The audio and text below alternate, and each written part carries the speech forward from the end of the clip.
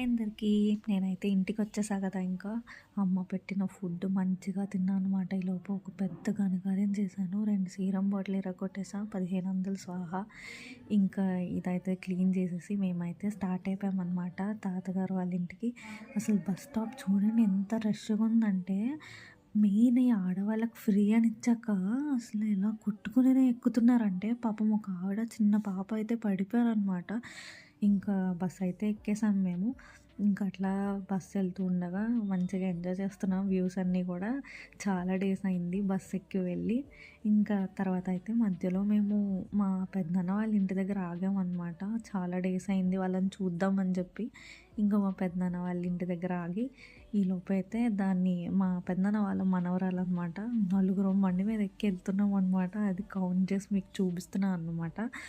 దానికైతే నేను ఒకటి ఆడుకోవడానికి తీసుకొచ్చాను. అదైతే ఇక్కడ చూడండి. భలే ఆడుకున్నాం. మేము కూడా ఆడుకున్నాం అనమాట దాంతో. దానికన్నా ఎక్కువ మేమే ఆడాం దాంతో.